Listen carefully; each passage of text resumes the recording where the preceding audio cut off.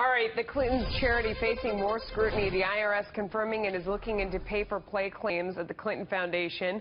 This following a letter from Republican lawmakers urging the agency to review possible criminal conduct at the foundation.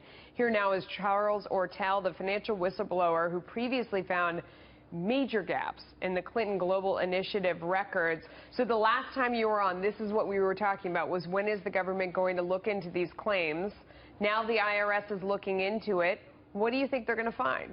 Well, the difference with this investigation and others is that there's extensive evidence already out in the public domain, because it has to be in the public domain. The Clinton Foundation and the many different affiliates that are part of the Clinton Foundation are all public charities.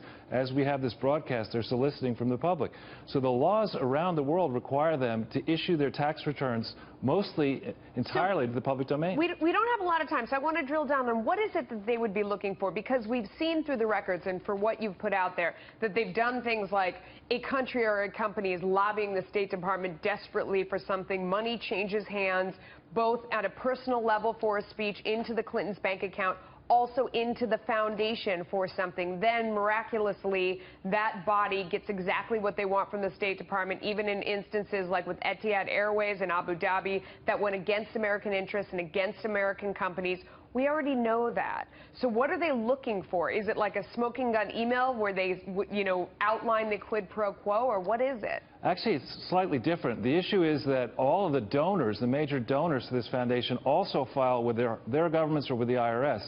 And there are massive discrepancies between, for example, what the Gates Foundation says it gave to the Clinton Foundation and what the Clinton Foundation may have declared as coming from the Gates Foundation, from Unitaid, the biggest donor, from governments around the world. In addition, this foundation was never validly authorized to be anything other than a presidential archive. So all solicitations for other purposes are illegal. So, but what that tells you is they would say, oh, we have sloppy record keeping. We have different entities where they just made a mistake. It's not that big of a deal. It doesn't show pay for play. Actually, recently there was a congresswoman who now faces 350 years in prison for an $800,000 slush fund. When you have no controls, no audits, and this volume of money, over $2 billion, sloshing towards a set of charities that are out of control, major problems. Okay, so what is the essential piece of evidence? Because this is what it came down to in the email scandal as well.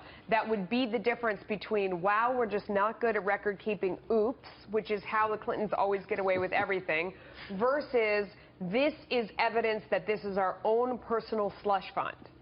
Well, this foundation has never actually had an audit. Nobody has ever checked this foundation. That is strictly forbidden. And you're going back to 1997. They've never had an audit. So in the last time Hillary ran in 2007-8, $100 million is missing in that time frame from the Clinton Foundation books.